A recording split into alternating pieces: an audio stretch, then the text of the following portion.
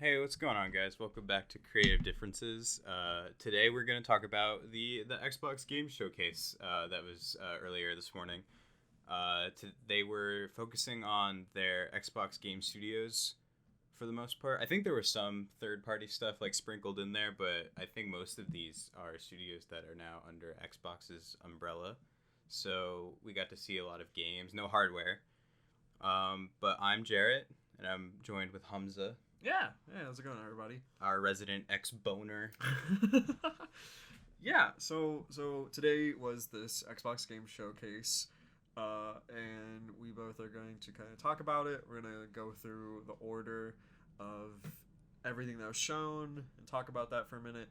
But it opens up with Halo Infinite with a pretty cool little cinematic trailer. First gameplay as well. First gameplay. I want to talk about that because this game is something that's in a sort of limbo for Halo, and being a Halo fan, there's a lot of blind hope going into this because Halo 5 campaign left on a really bad note. Halo 5 campaign is probably the worst campaign out of any Halo game, but the multiplayer is probably some of the best. This title seems to be a lot bigger. It definitely has always been this sort of vague title that they clearly want it to be not only a reboot, but they want it to be a completely different game from the ground up in terms of like being open world. In this gameplay showcase, there's a point where they open up a map, and it's like the only time there's ever been like a map type waypoint system in a Halo game. Um, I was looking back at the map, and in the top corner you can see that there's like tabs for upgrades and like other like stuff you can do, and I was like, this is interesting because it seems like it wants to go almost open world RPG aspect. You clearly can get upgrades. There's like a grapple hook now. There's tons of new weapons and weapon types. There's new enemy types, but they're like old ones. They're just like bringing back the elites as a combat type, and they're bringing back the brutes as a combat type. So this game is very ambitious so far. I'm very excited to see where it'll go.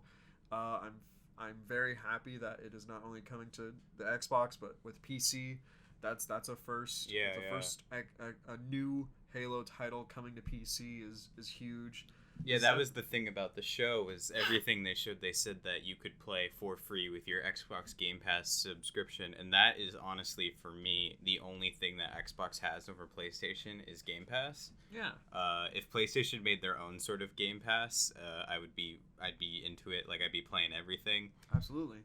They have the library for it. Yeah, they definitely could do it. It's just I don't think they want to because you can get Xbox Game Pass on PC for $5 a month for the entire library. Yeah, you get That's everything. constantly rotating. And then with all of these games coming out, I'm really interested in these third party titles that are, well, they used to be third party, but then Xbox bought all the studios.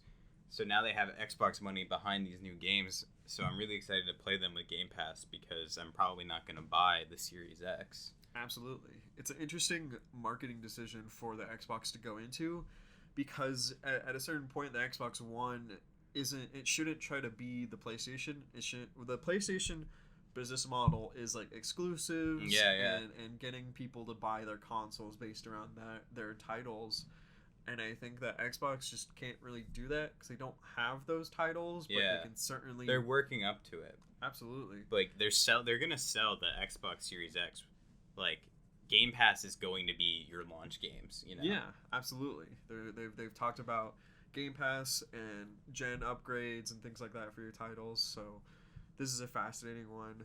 Halo is definitely a very nice point right now because for PC, Halo has always been like just Halo 1 was only available. You would play it like in class and shit. But now that they have not only the Master Chief Collection, but now this title is going to be quite the lineup. Yeah, I've seen like from before we started recording, I was looking because like I'm not a Halo fan, so I was like very like okay. Yeah. But I was looking to see what other people thought, and I was seeing a lot of mixed, kind of reactions to that gameplay trailer. Yeah.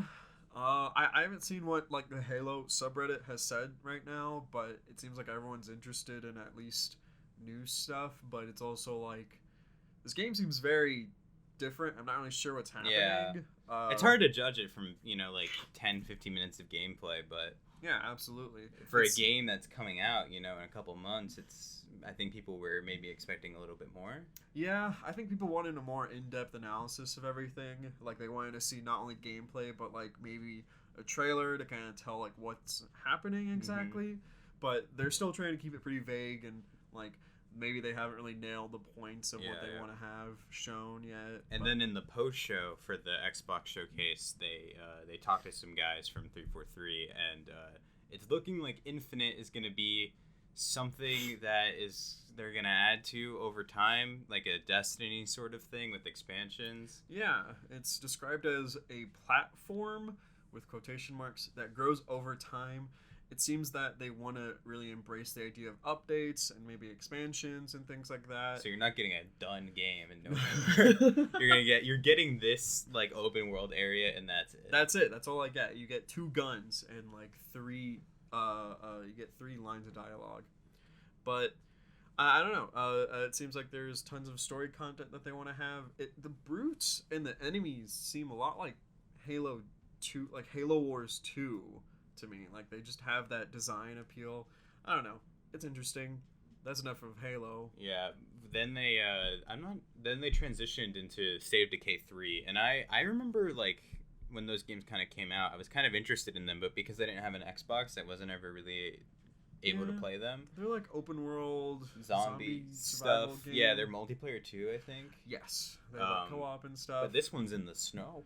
I guess so. And they're zombie deers. It looked like that is what I will say is the negative of this showcase overall, is a majority of these studios relied heavily on CG trailers and not actual gameplay. Yeah, and that's fine.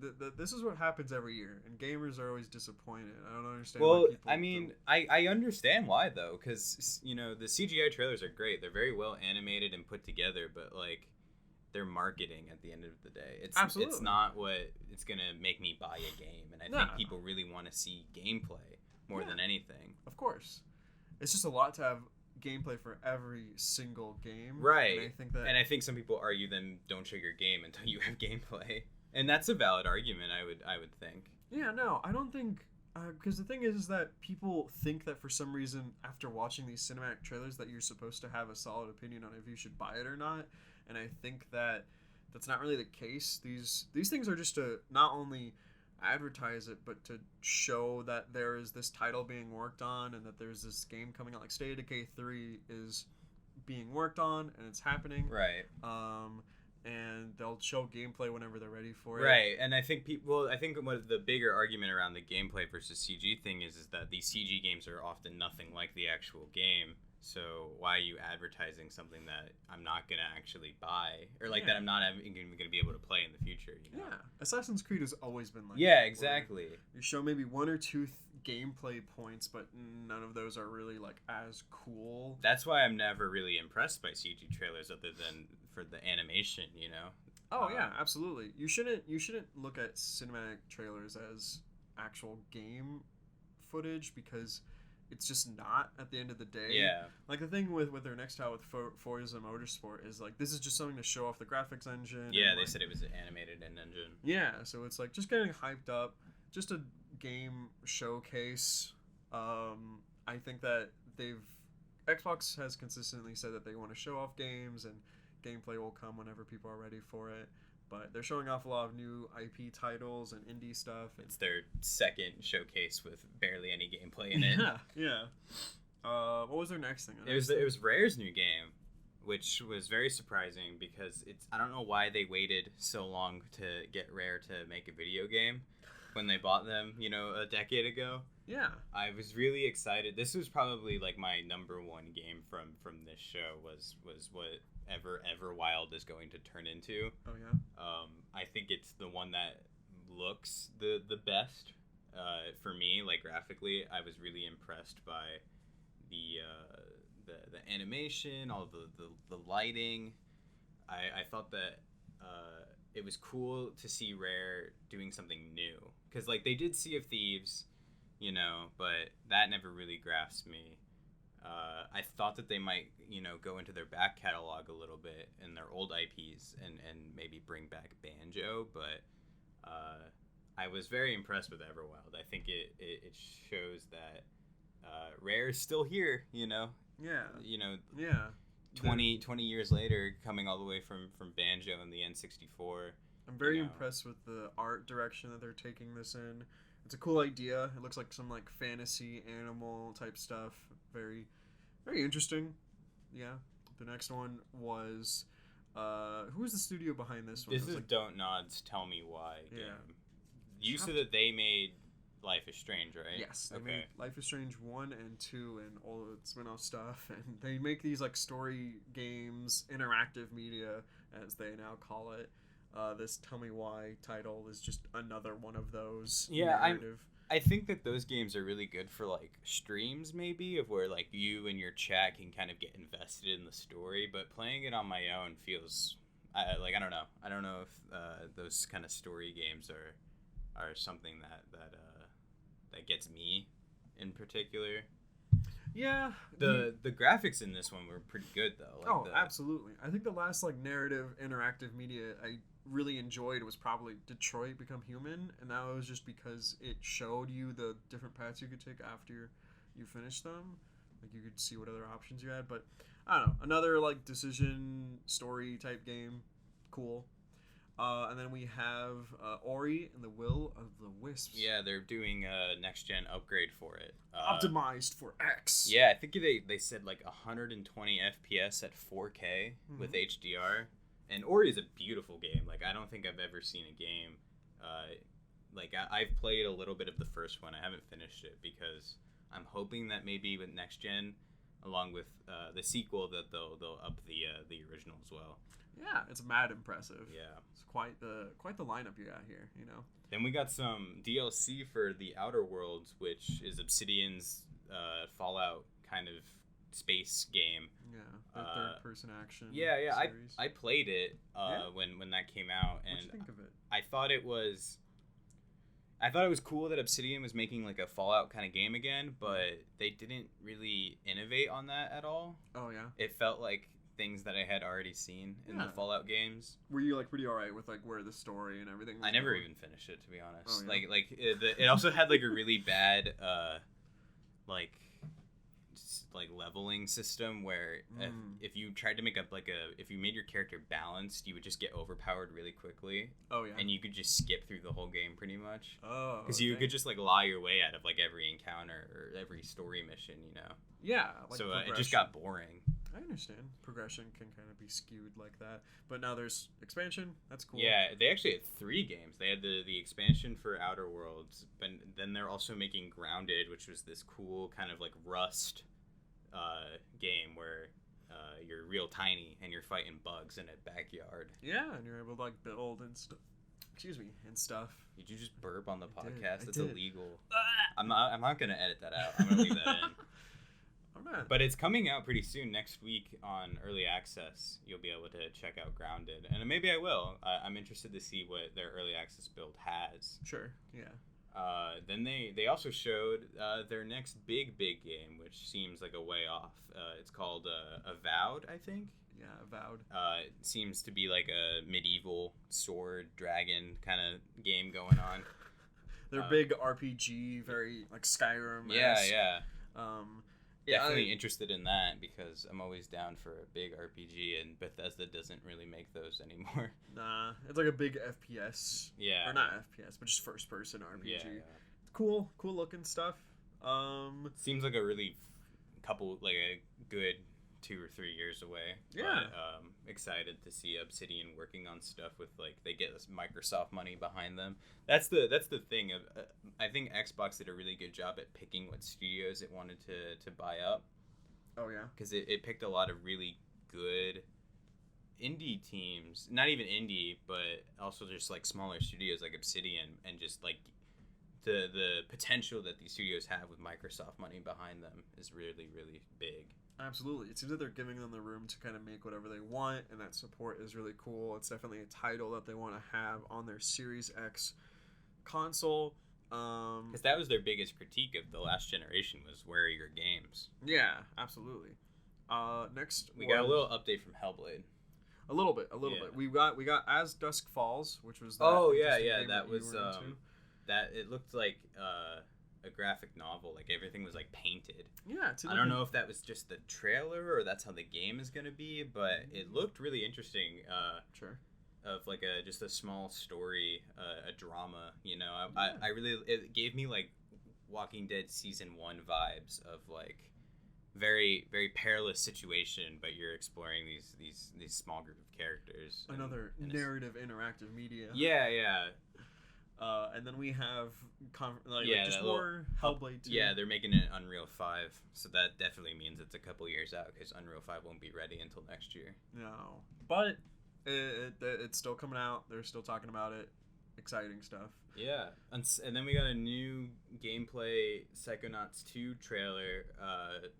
Unfortunately, it came out after the show that game is now 2021 instead of 2020. Yeah, which is fine. Yeah. I'm sure that everything's kind of being pushed back with the current COVID epidemic happening. But Jack Black is in it. They showed that he plays a character and sings a song.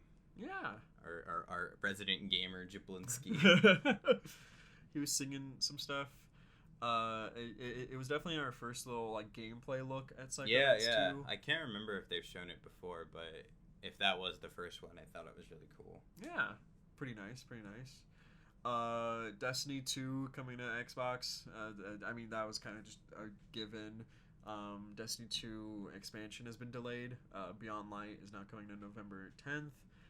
Which might be very close to the release date of the Xbox One Series X, because I think we talked about it in our boys cast, but Yakuza Like a Dragon had a trailer come out yesterday for their English dub, and it said that it's going to be a launch title for the Series X, and that the game launches on November 13th. Oh. So everybody kind of started thinking maybe that's when the Xbox comes out. Yeah, it's like speculated date. Yeah. Everything's all speculation right now. And then we had Stalker 2. Yeah, I don't know a whole lot about the first game. I know what it is, but it looked a lot like Metro. There's like mutants, post-apocalyptic, very cool. It's definitely like a Russian horror survival type thing that deals with Chernobyl type situations. I don't know if it's Russian. No? No, that's Metro. Oh, well, yeah. But Stalker 2 looks like it has a lot of those elements. Mm-hmm. You know. It's definitely one of those like PC titles that got really big for being a sort of mod community. I feel like Escape from Tarkov is almost similar. At least that's what I think from an outside perspective. That these like sort of realistic type games. I'm always down for a post-apocalyptic shooter by someone other than Bethesda, because Fallout's really burned me. Yeah. I wasn't a huge fan of the new Metro game. It was alright. Yeah. But I get it. It was free on Epic Store. I remember that. Yeah. And then we have Warhammer 40k Dark Tide. Yeah. New... Sequel to Vermintide. Same dev team, but this time it was zombies instead of rats and stuff. New expansion, I guess. Those are always cool because they're co-op. Like it's like you play with a team. Yeah. And I don't think a lot of games do that anymore. Like Left 4 Dead was the big one, but like I haven't really seen a big co-op PvE game, since then. Yeah. But I think these Warhammer games do a really good job at it. Absolutely. And then we have Tetris Effect Connected. Tetris multiplayer game. Yeah, that's cool. It's been out for a while, like on other stuff. Like I think even on PlayStation, you can use your VR. Do Tetris in VR for it. But this one's gonna have multiplayer, and it's gonna be holiday 2020 launching. So probably a launch title. Sick. What was the next one? We got the SteamWorld devs. I don't know what their studio's called, but they made those SteamWorld games. There's a couple of different. I think there's 2 SteamWorld Dig games, and then one that's like a like strategy title. Oh sure, like an RTS. No, it's like you move your guys around and you take turns like shooting. So like Fire Emblem kind of. Oh, okay. But this one was called The Gunk. Yeah, it seems like a totally new IP exploration kind of game. Yeah. No release date on that, probably a couple years off, but it's going to be, on Xbox and PC. I'm pretty sure most of these games, if not all of them, are Xbox and PC, which is very cool.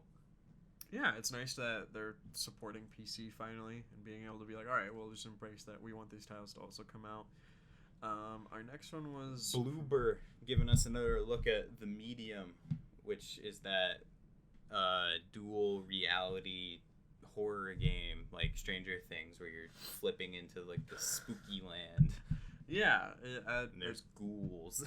it's okay. I'm interested to see where that goes because I like horror games a lot, and I'm a big on Resident Evil. Like that's my favorite horror series, but I'm always down to try new ones. So Sure.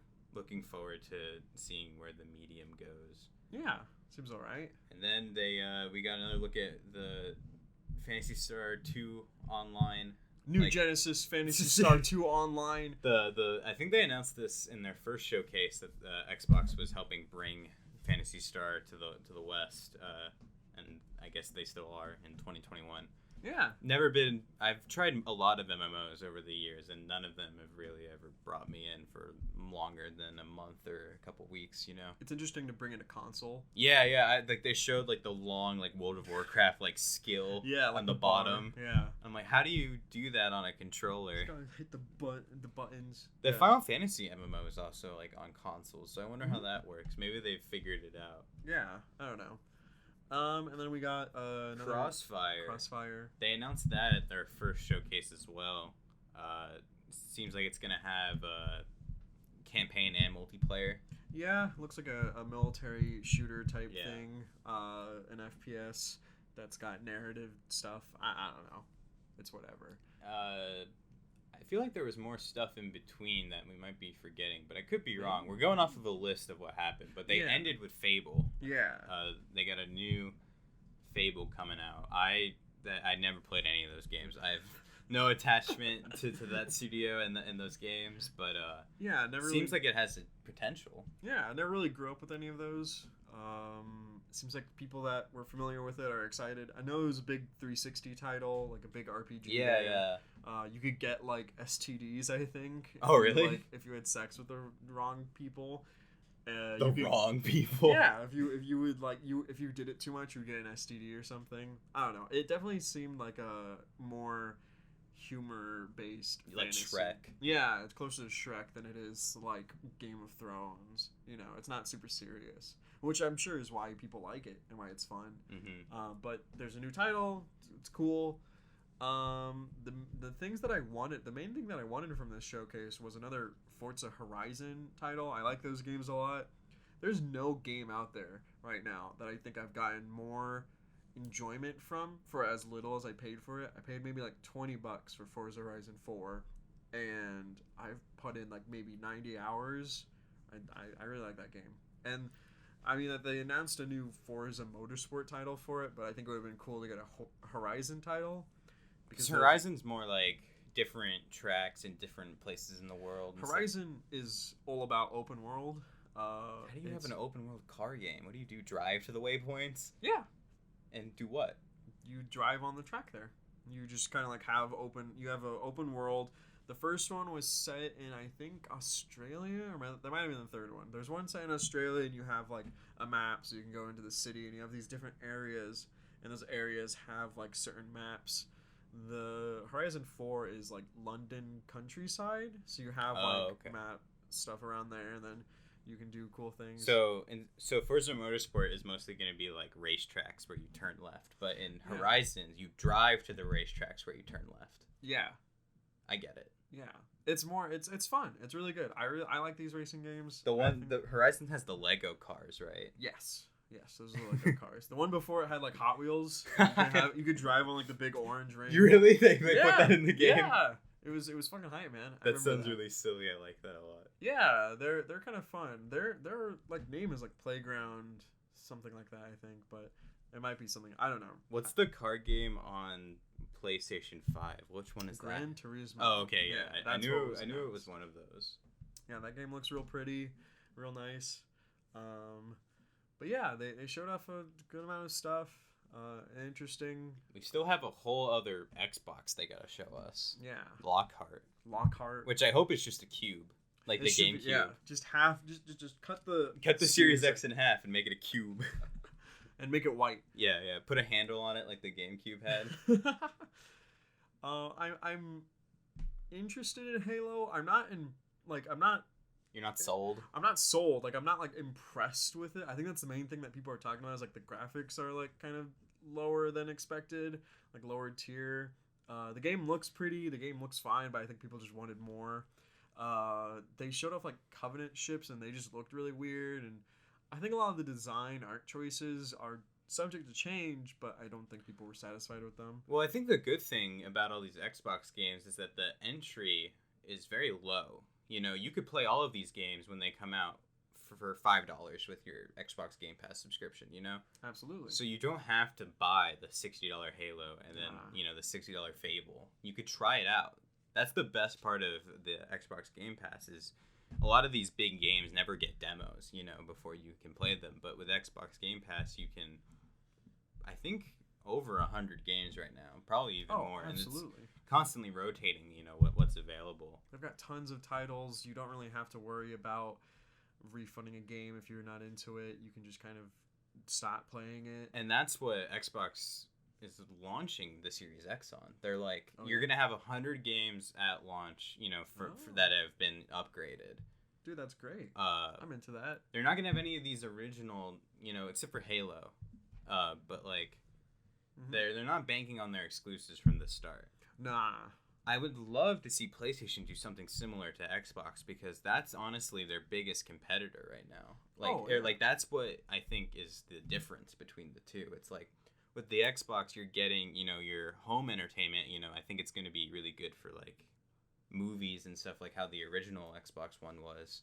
Yeah. But now you have Game Pass, and it's just like the bar for entry is so low because, you know, with the PS5, I'm going to have to buy that $400 console and then those $60 new games like Spider-Man and Deathloop and some of the other titles, you know. You're going to have to pay full price for those, and if you're unsatisfied, you're stuck with them or whatever. But I don't think that they will be unsatisfying. But with this Game Pass, you certainly have the advantage. You have every genre right from the start that you can play. I think it'd be cool if they were like, you know, you get all these titles, but you also get like a year if you just buy they have console. another tier. It's like Game Pass Ultimate, and that's what you'll have your xCloud on when that comes out. So that xCloud is the their answer to Stadia and like PlayStation Now. They haven't talked too much about it since they showed it off originally, but I think as we get closer to the launch of the console, they're gonna highlight xCloud. Yeah. And it might not even be ready yet. Like, I don't know. They haven't really said if xCloud is going to be at launch or not. That tech is really interesting, like cloud gaming. Yeah, that's definitely the future, I feel like. Or, like, where they want to go next. Like, that's the next big innovation. Yeah, that's like a next-gen type of thing. But no one's done it right yet. No. Stadia didn't Stadia sucks. PlayStation Now sucks. Like, it's all, like, the latency is the biggest issue. The Steam one, I tried it. It's not very good. Oh, they have one, too? I didn't know Steam that. has one. I tried playing The Witcher, and I don't think I couldn't tell if it was like our internet quality or what, but it didn't work right.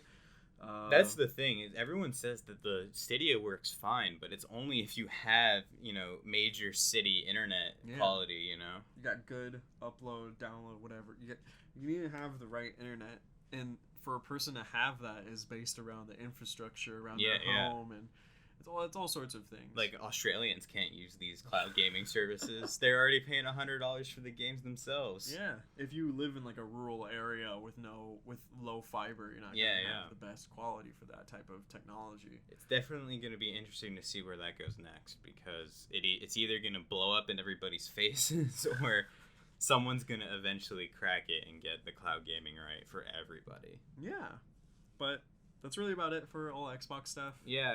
I don't know what the next big showcase is going to be. We don't really know that yet. I'm hoping that Nintendo has something cooked up, because we did have a direct this week from third-party developers, but I'm starting to wonder if, because they said it after this direct that COVID has really impacted their studio and all of their different teams, and I'm wondering if we might not have a big Nintendo game this holiday because of it. Yeah.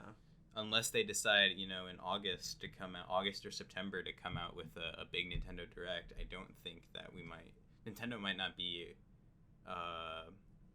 as big this holiday. Nah, which is fine. They came with Animal Crossing this year. Yeah, Animal Crossing was definitely their big game this year. But they usually are present in 2020 in the holiday, or in the holidays. They usually have at least one big game, Yeah. And now this year might just be totally different. Yeah. I don't know. Yeah. I couldn't tell you what from their IP, what because I don't think Breath of the Wild 2 is ready. I don't think. Absolutely not. We're not getting that for another 2 years. The only thing there is the Mario anniversary. That could be their big 2020 presence. Is that bundle that was rumored a couple of months ago. Absolutely.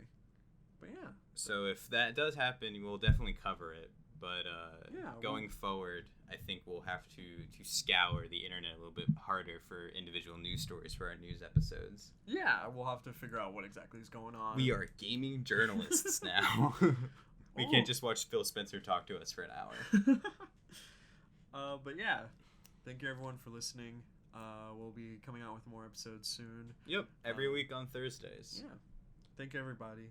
Have a good one. Bye. Bye.